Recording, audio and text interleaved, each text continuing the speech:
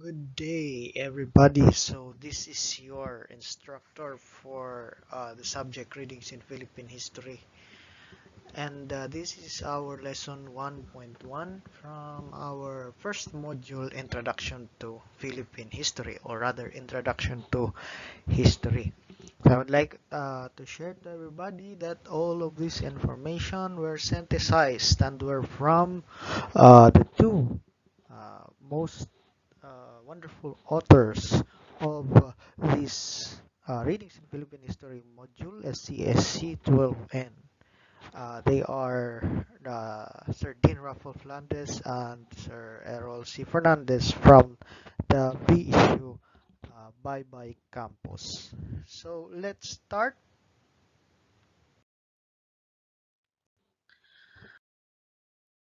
Again, we will be discussing about the nature, types, and relevance of history. And at the end of this lesson, you are expected to at least explain the meaning and relevance of study to determine the different types of history and their focus on the study. And for number three, we should have a chance to respond to the challenge of historical revisionism through articulating the uses and importance of studying history. So, um, those will be our learning outcomes, the outcomes that we're supposed to achieve after our discussion of this lesson. Now, I first present you with a question, no? A question that should be answered if by imagining, no, imagining something.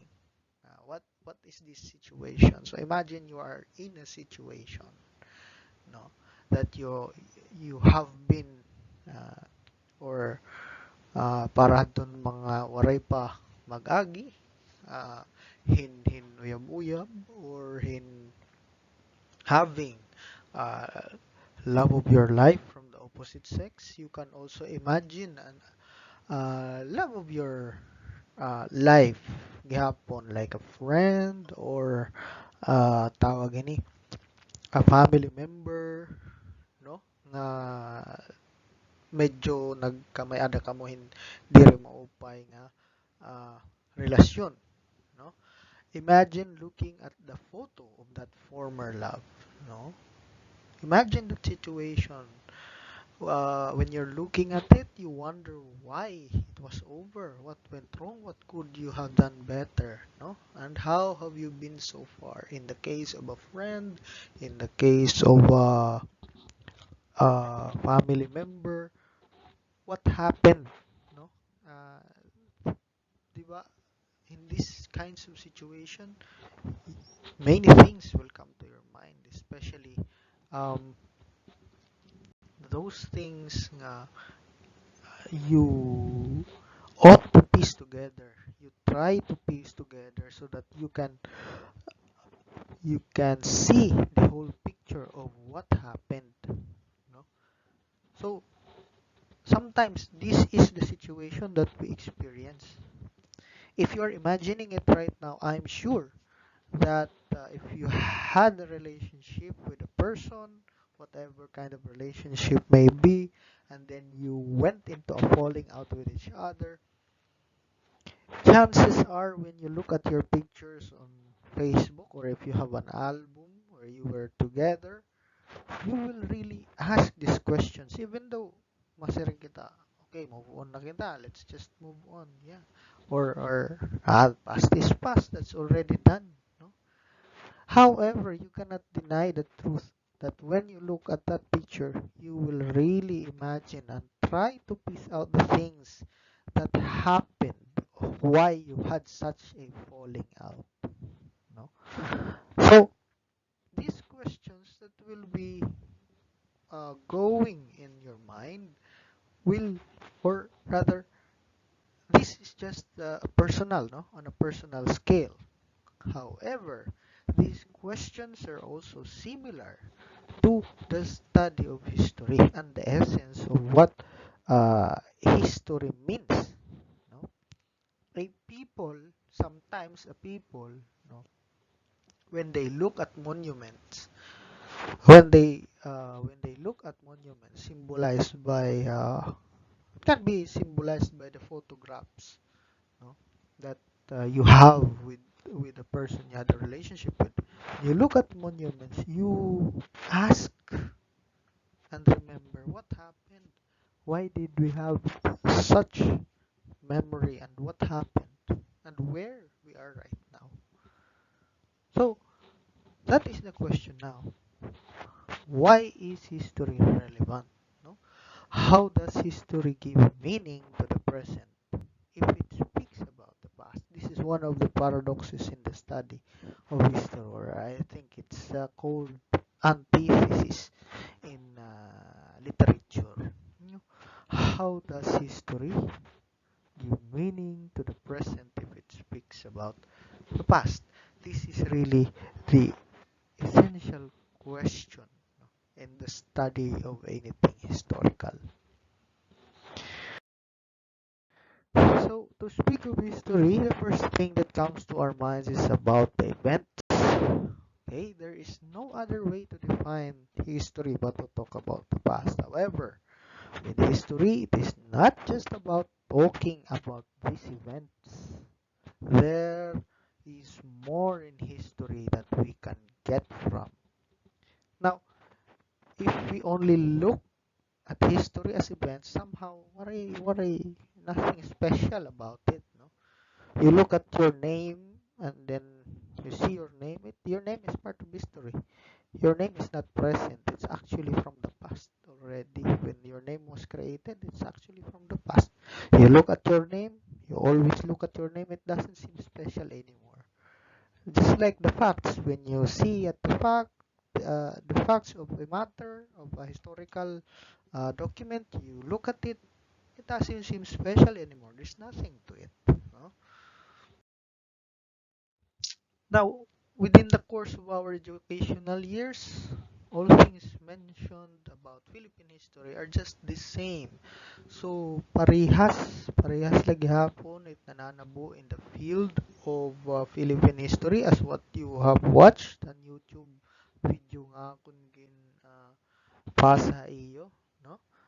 With this realization, the Commission on Higher Education made some changes to the approaches and strategies of studying history. That's why we have now a different focus. Iba na it aton klase in pag-estudyo in history, di rin nakitaan. Di rin na nga mabasa lakitahin usa nga sinuratin, sigun tao sa historian. So, dito historian manggod, as we will discuss later, there are different dynamics in their writing. And there are also, in the nature of the writing, there are situations that can be detrimental to the study of history or the presentation of truth in the study of history. Now, it ato niya na purpose in the 21st century learning, labi na hangin palusad ngin dudusuhan aton Commission on Higher Education kay to create a shift from learning from plain narrative to learning by exposing the students on primary and secondary sources. What are these primary and secondary sources? This will be discussed in lesson 1.2. Now, by allowing the students to be critical analytical. So, what we will be doing right now is to equip you, no? Try to equip you. I will not promise anything because learning is also a two-way process. Uh, it should also come from you, no? The willingness to learn. So, the student should have critical and analytical skills, no, in dealing with the sources, meaning a primary and secondary sources, so that the interpretation of history could be scientific and systematic. Uh, it's not just looking at the facts and getting the facts and branding the facts as this as that without analyzing it, being critical about it. So So the shift is from the narrative study of history, ang kasaysayan na nag-istorya la, ngadtuhin kasaysayan nga naga-analyze han mga kinuhaan gud han history. So, but first, let's first define history. I know you had many definitions, may daka mo mga definitions, and you're thinking about it right now. But the easiest of this is that when we talk about history, it is everything that has happened in the past, or it is the account of everything that has happened in the past. No? An account of everything that has happened in the past. So basically, the subject of history is the past. Now, according to James Davidson and Mark Lytle, history is not what happened. Okay, rather it is the act of selecting, analyzing, and writing about the past. So, according to this definition, does it mean that mm, and the past should only be seen as final, as as something final in our memory, something that is only an artifact where we can watch it, we can look at it, and you know, watch it from a distance, uh, look at it and be mesmerized by the facts? Is it what James Davidson and Mark Lytle saying? No, I think from here we can say that there is more to it than just istorya, than just mga naratibo.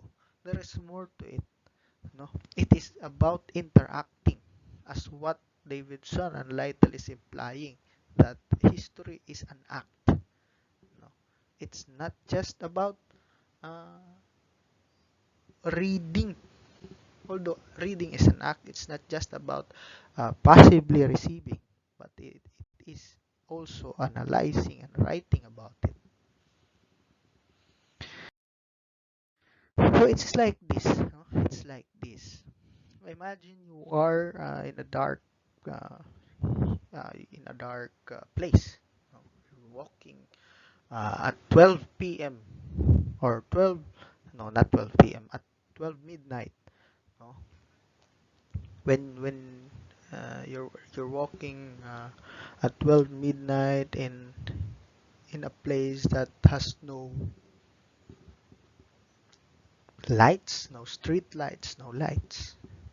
You and your companion have uh, didn't realize as you walking that uh, he had a flashlight. No? So what will happen to you if you didn't open that flashlight? Basically, the most basic thing there is, if it's dark, you will stumble upon something, you will be attacked by something. If there's mischievous elements around the path that you're taking, you will fall to the ground because you have stepped on something. Sahay makatamak kahintai, kung baga kuan. But when your companion turns on the flashlight, the whole landscape, no, ang bugos nga iyo ginlalaktan, ito iya nga kasisid man amoy history. That's amoy ito kasaysayan, masirum, no. So for you to successfully go from where you came from to where you want to go, or where you ought to be going, the flashlight, the light of the flashlight guides you. Tama? It it makes you aware of the choices, of the steps that you're going to make. It makes you aware that what you're stepping upon may be dangerous. No? So instead of falling uh, into a pangpang in bakilid, no, you have now an awareness not to step on this or on that part of the road because there's a flashlight lighting at at the at the road. So your friend who has the flashlight, who's pointing the light uh, in front of you, the two of you, is you can symbolize him or you can represent him as the historian. That's the job of the historian, to give light to uh, your future, you know, by walking in the dark path of history. So that's an analogy. No? You can reflect about it. You can reflect about it. So that's a simple analogy, but it can help you understand uh, what the nature of history is. Uh, So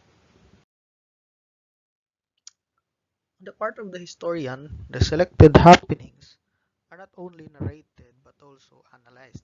So now we go to being a historian.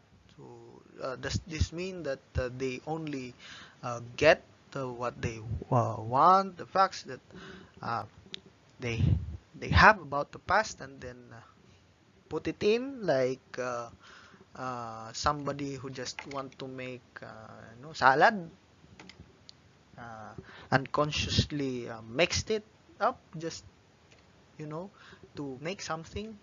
No, there is a process of interpretation, and this interpretation becomes a creation of the events that took place in the past. Now in this process, it is not just tawag ni, a process which has is not checked. This process is verified. This process is analyzed by many, agreed upon by people, who have been practicing history for all their lives. So we cannot say that the interpretations of historian are all lacking. No, they have undergone a process. So that's not easy. That's not easy. If you have undergone your your research or your thesis in your senior high school, wherein when you defended your thesis or the main point or your main argument in front of a panel, if you can just remember the um, not excitement, if you can just remember the weight of the questions being thrown at you, you know, that uh, is the experience that historians always undergo, always experience whenever they have something to write about, they have something to study about. So, sugad dito kakuri. It's not easy. No?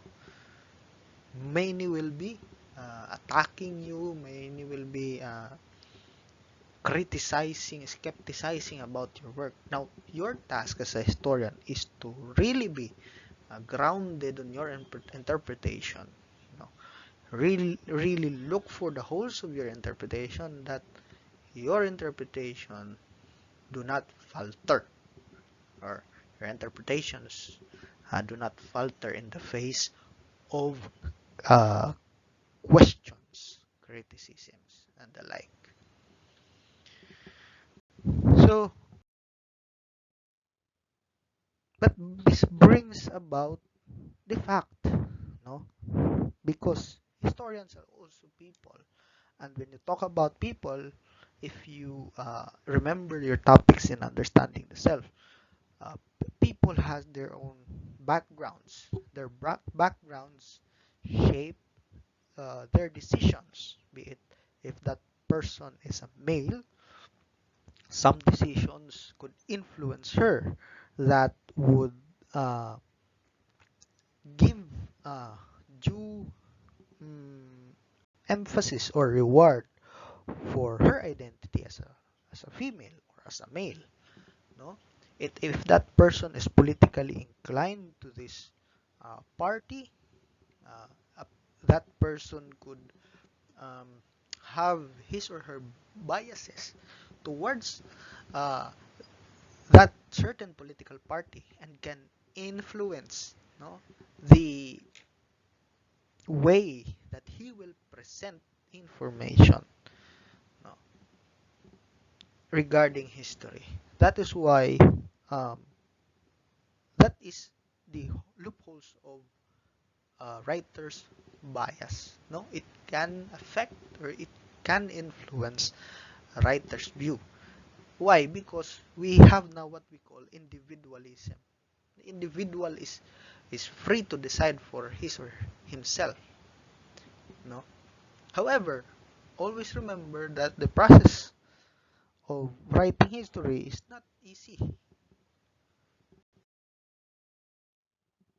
So in the process of writing history, it's like recreating the the events of the past.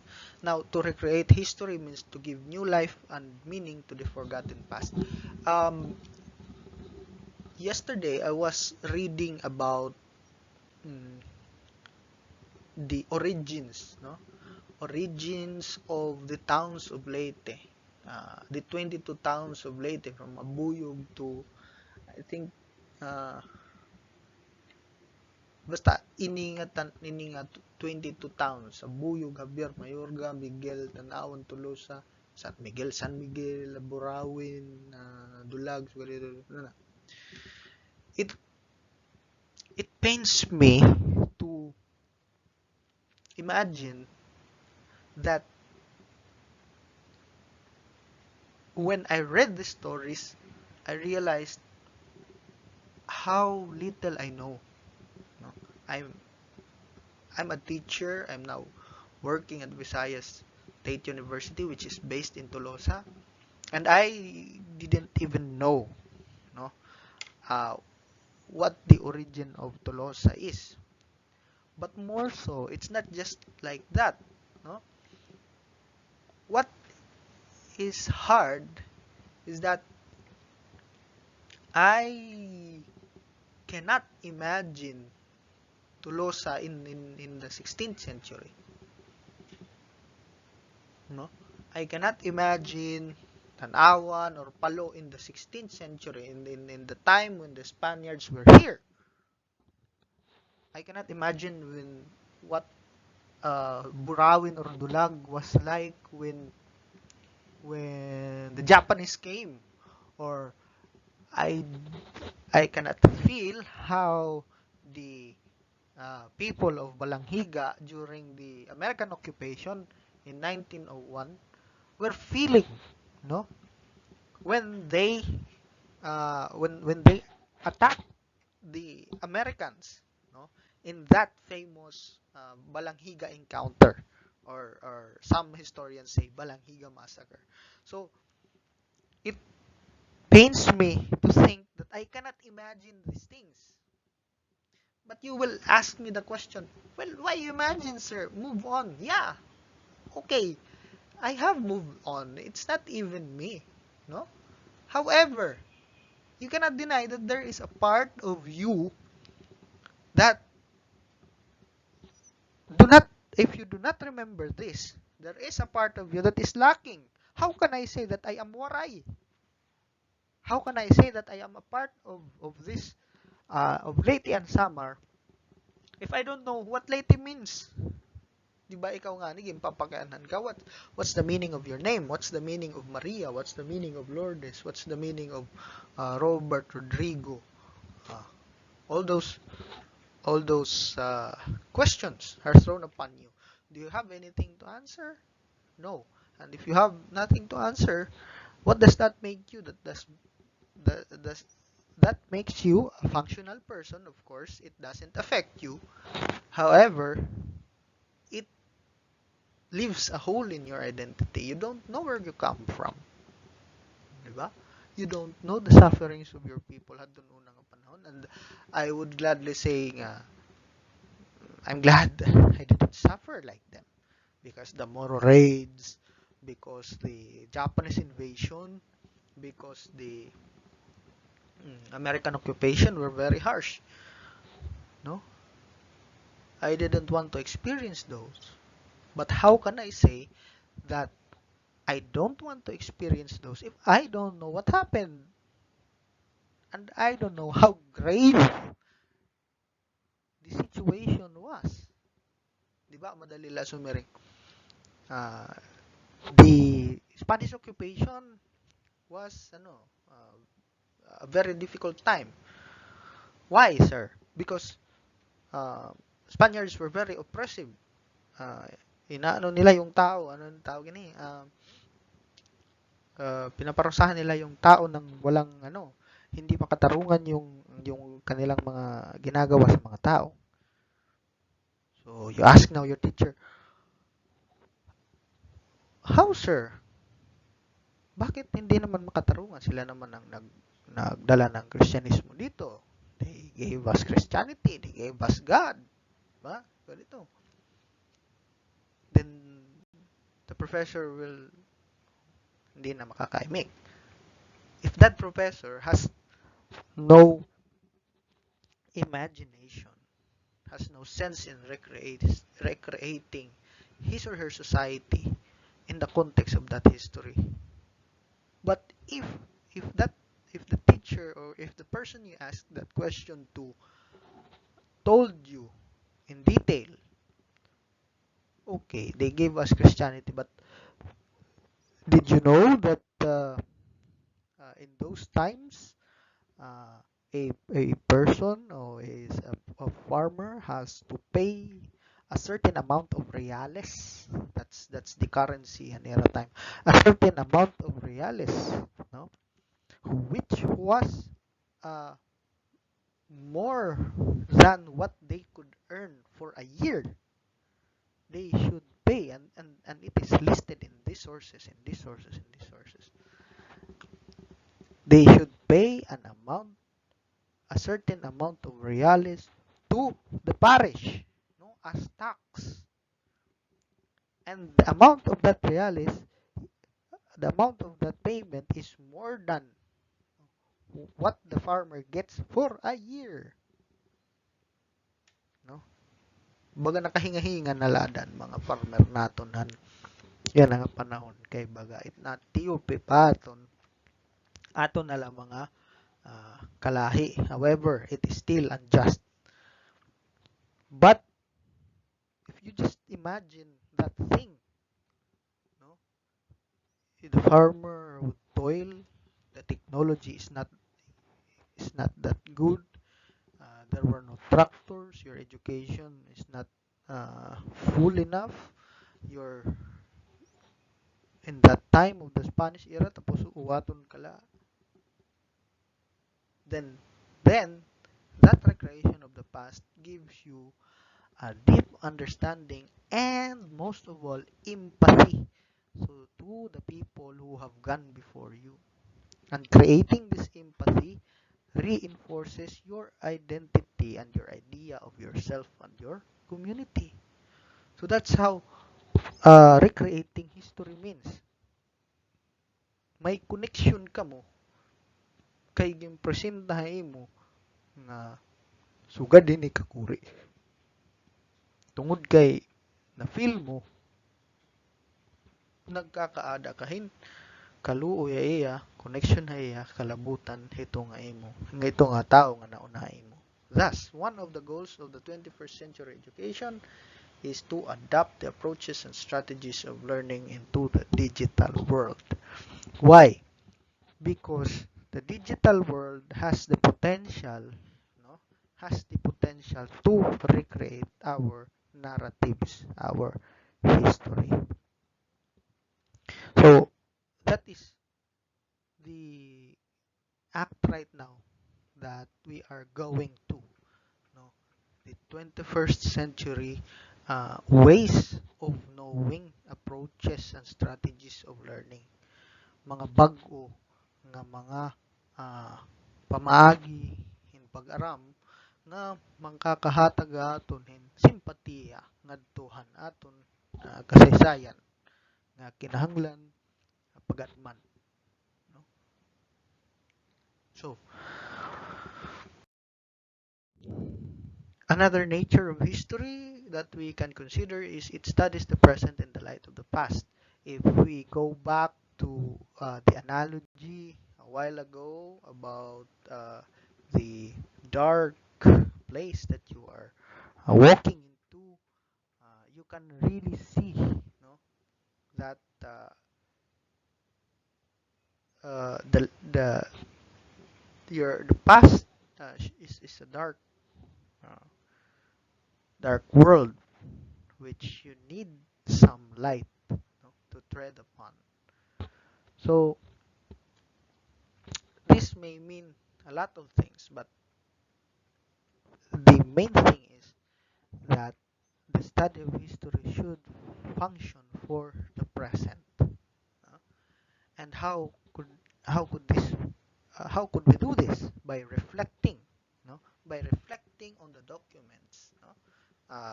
On the sources, no, of of history nga dapat naton pag-adman, reflecting on these documents and asking questions pagpakiana diri kay pag uh, ano la karawat lahan kun anuan ginyayagan to ask questions, a way of learning by inquiry.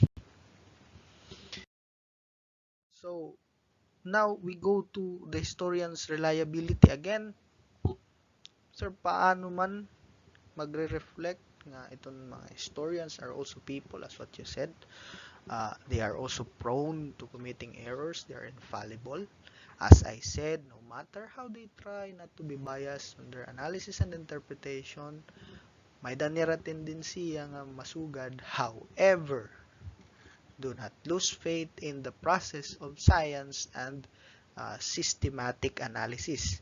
These historians have their process that you can rely upon because the process is grounded upon very tedious, no, checking and rechecking of interpretations.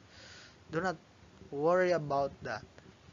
What you should worry is how you can imbibe these skills of the historians. Ini nga tedious nga criticality of historians. Now we go to types of history. So makadi na kita hini because we're classifying, no, history. There are two types. One is factual history. It means that it is sumaringani kita nga factual history. It means that this type of history has something that can be proven, a fact, or has already been proven by some means. So you just have to remember that factual history tries to analyze a historical claim by answering three WH questions: what, who, and when.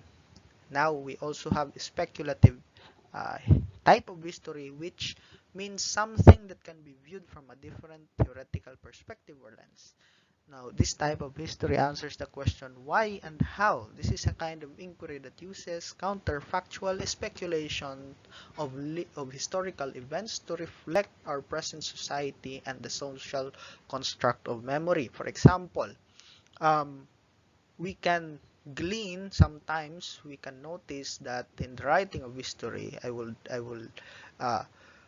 take nala our Philippine history, no. Most of our Philippine heroes, as you can see, are males, no. Now this had become an ideology that males can be are written as historical figures. They are our heroes, and there are only a few females, no. Historical figures such as males written are always written as heroes, but there are only few females. So, the speculative type of history as opposed to factual history nga, i-represent talay mo, yes, that's a fact. In our history, damo ang nakasurat nga mga bayani nga male. However, speculative history will look upon that kind of history through the lens of some theory, some theoretical framework. So mapakya na kita. So its speculative theory asks why and how. Kaya ano sugad nga it kadaman nga nakasurat ini sugad ini. So the speculative type of history would let you ask a question. Why the proliferation of male bayanis? No? In the lens of feminist theory, usa nga theory ha philosophy, masiring kita. Because hadto nga panahon, hini nga panahon, it nahinanabuha sa syudad amo ini. Patriarchal lagya bitaon at sosyedad. Ang traditional nga Espanyol nga pagkita nga dapat iton mga public figures nga those who rule, those who are in power are all males. So maintindihan mo. Oh, okay. So asya nga yan. So may dangayan puruhan, may dangayan tsansa nga damo an bayani nga babayi adto no nga panahon labi ng panahon ng Espanyol. Dire la Teodoro Agoncillo, dire la Gabriela Silang. Teodoro Alonso, no? Dire la Gabriela Silang and few females, but there are a lot nga waray ka coverhin history kay tungod nga there is something happening sa society han ira nga panahon, and that something happening diri iya mapapagawas kun waray kitaa ha ibang lens, kun waray kitaa ha pagkitahan feminist theory. By the way, feminist theory is a theoretical perspective lens which posits or which says that in our society there is an inequality, inequality of privileges of men versus women, where our society still privileges the interests of men over women, especially in the writing of history and other economic and cultural nga mga butang. So, amo ito gin answer it speculative theory. So now we have factual and speculative. We go to this one. So makasiring kita, pwede nga yan sugaron, sir. Ano pati mga theory? May da kita tinatawag nga conflict theory, may da pa kita tinatawag nga structural functionalist theory, may da pa kita yan na cultural theory about culture, about ethnicity, may post-colonial. Ito ira nga mga mga pamaagi ito himpagkita hin usa nga panhitabo, usa nga elemento o aspeto hiton sa syudad. So dira ba kita ito sir naghihimo-himula, no? So in Philippine history, for example, many events have a questionable history. Ngan ini nga mga questionable nga mga butang na give light ini tungodhan pagpakianahin how and why, no? So now we have the challenge of historical revisionism. Actually, it's now what you call historical denial. We cannot avoid this because, as we say, historians are justified in viewing an event from any perspective nga gusto nira, no? Masiring an usa nga perspective, an Christian nga perspective, masiring nga anay daw diri ka pwede makasiring nga iton ang pag-abutan ni Espanyol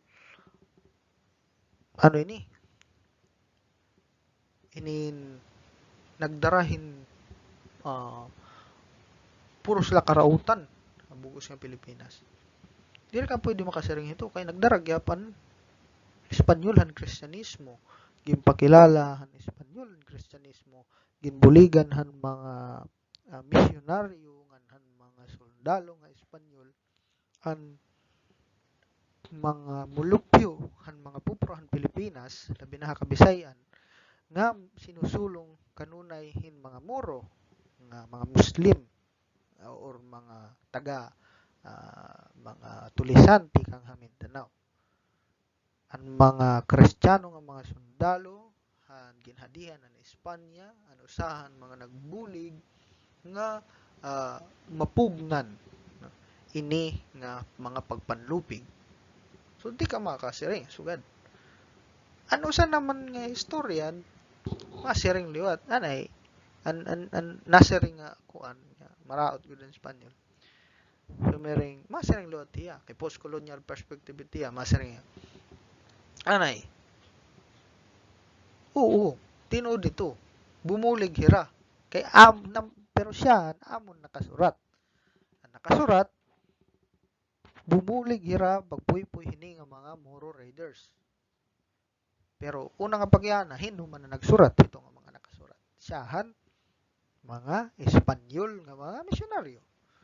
So diri ra magsusurat hin karaot hinbutang nga magbubutang hayrahin karautan. May dako ebidensya masiring adto nga historiador.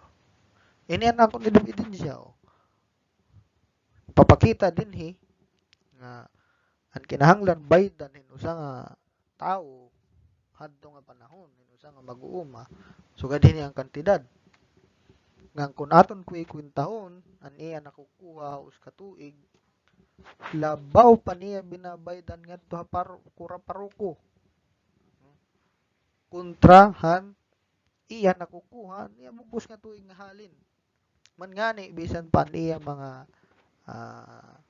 aniyang mga nahihimo diri na nakakatupong kaniya angay kuno baydan ngan ano man ang kasirutan nini may day ni kasirutan makuri ang mga kasirutan nga igin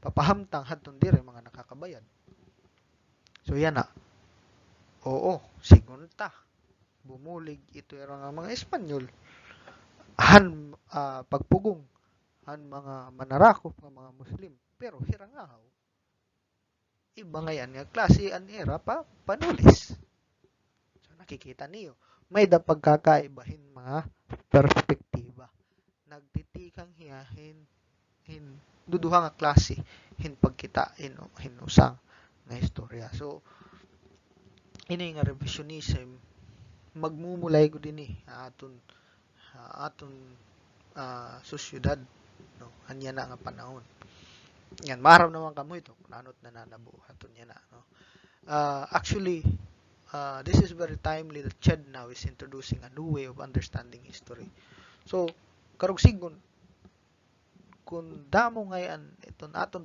iton pwede nga pagkita kinahanglan naton what we need is not to subscribe to just one but to look at many no and to have the skill to critically analyze what they are saying that is how we should do right now so after that may dako philosopher nga ipapakilala iyo this is one of my favorite philosophers Friedrich Nietzsche he is a German philosopher has written many books especially the book on Thus Spoke Zarathustra ano pa ito the concept of the Superman or the Ubermensch how a person should become fulfilled in his life or damo ni tiya quotes no he's a German philosopher nga many hate many hate but many also subscribe to his thoughts because his thoughts are very profound and they merit virtue so according to Friedrich Nietzsche may datulong nga klase in practicing history we have number one monumental history when we talk about monumental history sharing pa ni McKinley life is the pinnacle of human existence and it is exemplified by the will and the ability to create so amo inihiya it monumental history amo inin klase hin history nga ginkikilala ang mga dagko nga mga himuhan tawo, ang mga harangdon nga mga himuhan tawo, amoy ni from the word monument, because this type recognizes the great works of men and women. So makakita ka nga ni hin historical account nga nasiring ini he Magellan, honorable, or he senator so and so sa iniyang haros bayani na initiya kitaon kay tungod nga iyagin hatagan niya kinabuhi so dito, or masing ka nga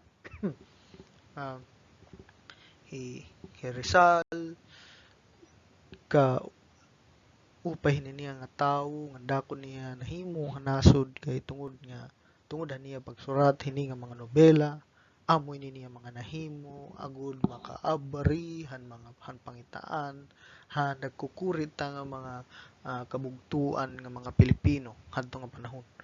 So ginkikilala nga ni amo ito sinisiring monumental history. Okay. So ano mat sinisiring ni Nietzsche ni? Ano mat pagkita ni Nietzsche ni? Yan philosopher nga Friedrich Nietzsche. This means that humans should not make an unhistorical living. The way to make the experience of a great life is to leave something for your memory to last forever. Because Nietzsche was a philosopher, he was interested in how to live a good life. So that's why learning from this type of history, monumental history, nasa rin nga itong tao ngayon ang ungod nga nagbabasa in kasaysayan. Dapat itiyag inihimo diri an historical living. Dapat tiyag inihimo something which could influence the course of history, meaning a historical living. He should create an impact, should create meaning for himself.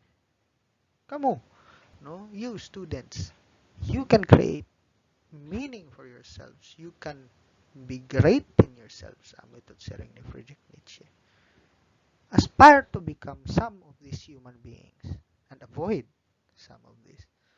No?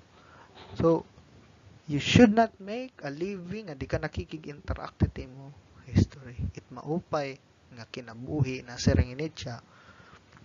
Dapat baga kahin nag-analyze monumental history. It maupay nga kinabuhi paghimuhin mga butang, paghimugsohin mga butang, no, nga makaka-impluwensya hit pagkita or makaka-impluwensya hit kasaysayan. So another form is antiquarian history. It gives reverence to the past, like the saving of old buildings. So iton purpose iton antiquarian history is to preserve the past for the current and future admiration. So if you read a history nga nasiring nagkukuan nga masiring ini nga mansion ni kuan sigunta ni Sergio Osmeña sigunta itong Price Mansion nga da Tacloban. Anybody of you have come to Tacloban? This Price Mansion have been the abode of nagalimutan ko ni General MacArthur dato. This has a significant part of history. So this should not be demolished, should be preserved. Kabasa ka nga nito, tawag ito ni Nietzsche antiquarian history. Kaya no, itsugad ito nga history ginsurat hiya basi matagan hinungdan nga diri paraon or diri gubon iton usa nga historical marker or historical monument or sugad ito. However, the problem with antiquarian history is that there is a tendency to become stuck in the past. So, amulat problema kay sigunta nala magro-road widening tas adabot nga ito nga Price Mansion magro-road widening na kay nagugurot na Tacloban traffic ano man mapili ka pa ni story or liligson mo ito kukuhaon mo ito that's one of the problems of antiquarian history. So that's a question that I'm throwing to you. let's say, suga dito. What do you think? What do you think should we subscribe to? Preserve ito sang historical building, or historical building should be demolished for development to happen? What do you think? Sige. Now, we go to three forms of practicing history. This is the third one, critical history. This type of history selects the best from the past to create and build a better future. So in this way, the critical historian judges, interrogate, and ultimately condemns the past. It is where we try to look and analyze the stories told about the past and sift those events that are worthy of continuation in the present. For example, ito nga, in our history, in our history, the Moros were painted as raiders. Ang naton mga kabugtuan nga Muslim, tinuod man gud ito nga nasurat ito niya nga damo naton mga kabugtuan nga Muslim man nanginginabuhi hadton una nga panahon nga komo mga rayaw o nagtawag ini mga tulisan, hadagat, mga pirata, diri lang mga Muslim, pati mga Bisaya noon nga panahon.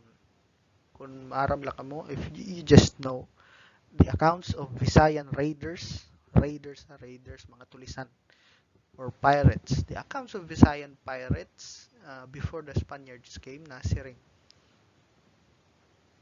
They even reached China, to hold up, trading posts from China. I think it's Fujian or Guangdong ba?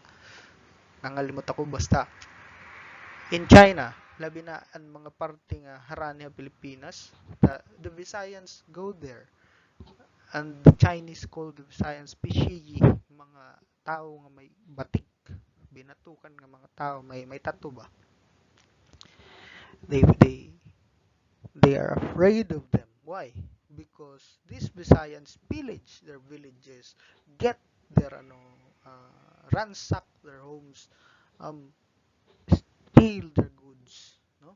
And most importantly, steal people in order to be sold back to the islands of the ancient Philippines as slaves. So ganito. So as a critical historian, imo pa ba ito iglo-glorify? Iglo-glorify mo ba suga dito nga klase in pagkatawo hit mga Bisaya, hit mga ancient Filipino? Imo ba ito hiya tawag ini? Imo ba ito hiya ibabalik? No? Nga mahimo na luwat yang hayaraan. Haya na nga panahon. So, critical historians say, no, we should filter.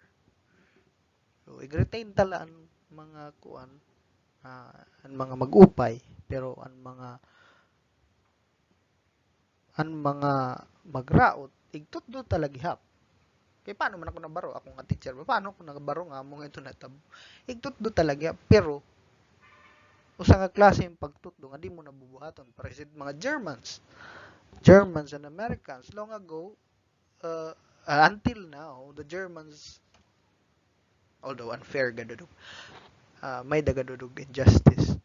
The whole of Germany is being condemned as, the perpetrators of World War II, the harsh, harsh killer of the Jews, harsh, tawag ini, harsh treatment han mga Hudiyo. Suga dito pagkita hit mga German. So ano man ito, gintutudlo lagi piyana, no? Germans in the movies are still, one of the villains permanente, and Indiana Jones, si German, Nazi nga mga people and Nazi basically are Germans man. So are villains, pero historically kada lagyapan connotation nga kalaban mga Germans. So amo ito, nakikitanta nga an history may dani porma or one type of history is critical history, no? Gina-analyze kung anon ginyaya kan haton han past events ngan uh, gin ginpapakita haton what are those stories that are worthy of continuation of retelling ha past. So now we move on to the uses of history. Number one, of course, history can be influential in shaping human affairs. Maram naman kita, understanding of their own identity, Filipinos, inihiya nga mga butang. It can shape how we interact with each other. No, you can pause this part and you can just read this. You can understand that one. No, take away, Filipinos would not have developed patriotism and nationalism kung waray hirak makahibaro nga may dangayan gyap iba nga mga Pilipino nga naging mga bayani, naghalad na kinabuhi para masalbar ang Pilipinas. So it can be influential kay ang kasaysayan nagiging influential niya kay ginagamit niya hit mga istorya militar, no? Militar ginagamit niya nga pwede ka maging bayani if you lay down your heart to the people, if you lay down your life for the people, pwede ka maging bayani. Kita inira nga mga istorya ginagamit gyud sa eskwelahan, di ay used, no, by teachers to for students to glorify something. So the students now kay I want to be like Jose Rizal, die at the age of 33.